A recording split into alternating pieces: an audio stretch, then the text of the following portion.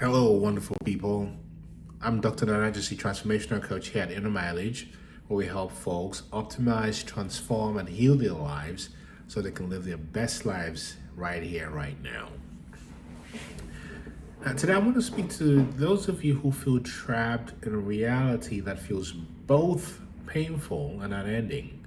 Specifically, we're going to talk about the hell realm that is created for empaths and narcissistic families.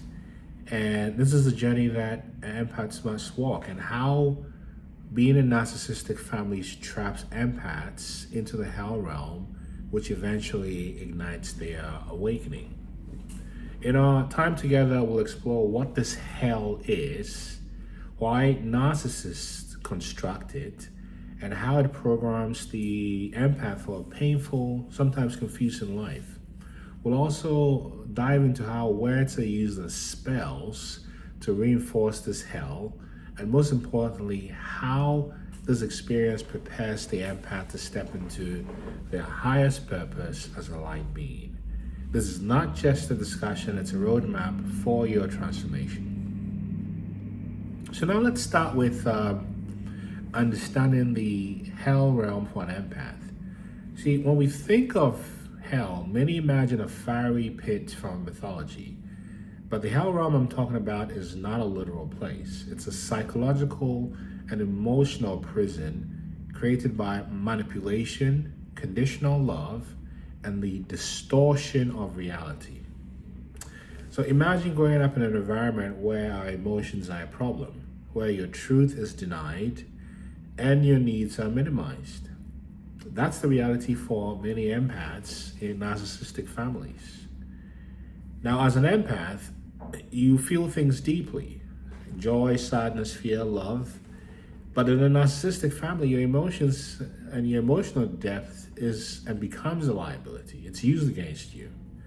You learn very early that expressing your feelings leads to rejection, punishment, or gaslighting. That this environment teaches you that being yourself is dangerous. So you're confused, why does love hurt? Or your mind in self-doubt, maybe it's my fault. Or there's a disconnection that you feel, telling yourself, I have to shut down my feelings in order to survive. Or you go through life with this programming that life is pain and love is conditional. This is what makes it a hell realm. It's not just about the absence of joy, but a deliberate dismantling of your sense of self. Over time, you begin to internalize the belief that the world is unsafe and that your worth is tied to how much you can tolerate, and that suffering is normal. So why do narcissists create this hell realm? Well, it's essential to understand that narcissists operate from a place of a deep inner emptiness. They lack connection to their authentic self, and they avoid confronting that emptiness by projecting it onto others, especially sensitive souls like an empath.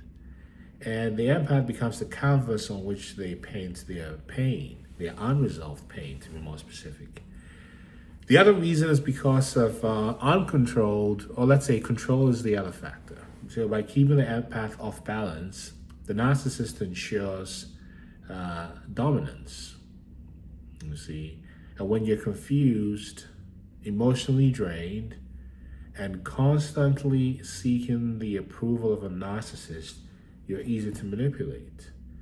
And this dynamic feeds off their need of the narcissist to get power and attention. Because the narcissist is really an empty vessel that's devoid of any sense of normal humanity, right? It's a deeply broken person who went through great trauma, and thus they learn through their trauma that most people are compromised, and therefore the way to get what you want is to perform and manipulate. And they do this by gaslighting, which is to make you doubt your reality, for example. They do it through love bombing followed by devaluation, which is to keep you hooked. And it creates a trauma bond because of the high of the love bomb and then the low of the devaluation, expecting another love bomb, right? And they also engage in triangulation, which is pitting you against others to create insecurity, right? For example, the narcissist will try to create third-party situations, whether it's pitting siblings against each other or a lover against past lovers, etc. And then there's also emotional withdrawal, which is keeping you desperate for connection, using kind of a silent treatment to attain this result. So essentially, the narcissist's goal is to keep you in a state of neediness and confusion, whether it's a matriarchal narcissist, or a patriarchal narcissist, or a covert narcissist, or vulnerable narcissist, or malignant narcissist. And it's about always ensuring that you never access your inner power. But this is not just about control, it's about projection. The narcissist offloads their internal chaos onto you so you don't have to deal with it. And it's as if they're saying, I refuse to sit with my demons, so you will carry them for me. So how are words used to maintain the hell realm? Well, I want you to think about the power of the spoken words. In many ancient traditions, words are considered spells, forms of energy that can shape reality. And in a narcissistic family, words are used intentionally to keep you trapped in the hell realm. So when you're told you're too sensitive, the spell isn't just dismissing your emotions, it's training you to see your sensitivity as a flaw. When you hear you'll never be good enough, it implants a limiting self-belief that follows you into adulthood. These words become the programming that keeps the empath doubting themselves and seeking approval from external sources. And some of the other words they may use would be things like, you're imagining things, you're overreacting, if it weren't for you, I'd be happy, you never find someone better than me, etc. And in fact, these are selective tactics used by the narcissist to manipulate, and they're not just words, these are energetic imprints designed to keep you small. And they are spells cast with the intention of making you forget your power. But here's the truth, every spell could be broken. So let's go into some lessons learned from being in the hell realm. As dark as the journey to the hell realm is, it often has profound lessons. The first lesson you learn, or most people learn, is resilience. That one, or the empath, is capable of surviving great pain and intense emotional pain. And the empath also discovers that even in the lowest moments, there is a spark within you that refuses to be extinguished, you see. Another lesson is discernment.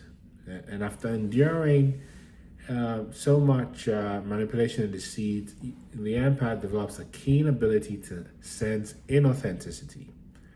And so you learn to trust your intuition, and this becomes one of your greatest strengths. You also learn the art of compassion, that compassion is not just for others, but also for yourself. And the experience teaches you that everyone carries pain, but it's how we respond to that pain that defines us. So how does the hell realm prepare the empath to be a light being, if you want to go with that term du jour? Well, the journey through the hell realm is not just about survival, it's about transformation. And it prepares the empath to step into their role as a light being. And these are the very traits that were used against the empath, this sensitivity, whether you're a highly sensitive person or an indigo or light being or an intuitive, that your sensitivity, your compassion, your intuition, these things that were castigated are actually the things that make you a light worker. Also, when you emerge from this darkness, you do so with a heightened awareness. You become someone who can navigate both shadow and light, and someone who can guide others through their own pain because you've walked that path yourself. And this is the gift hidden within the suffering, the realization that your pain has purpose. You see? So some of the things you come to realize is that there's increased intuition because you're trusting this inner quiet voice more. There is an increase in your emotional intelligence, previously from hypervigilance, but now positioning you to understand complex emotions in yourself and others. There is deep self-empowerment, meaning one is internally validated, not externally validated. And then there's also the presence of compassionate leadership, that one is able to guide others on their healing journey. So as we wrap up here, if you found yourself trapped in the hell realm of a narcissistic family, know this. Your suffering is not in vain. It's the fire that forges you into the light being that you always are. If this is helpful to you, type transform in the comments section, or send me a note at not@innermarriage, or book a free consultation at innermarriage.com. And remember, there's no one like you. Peace.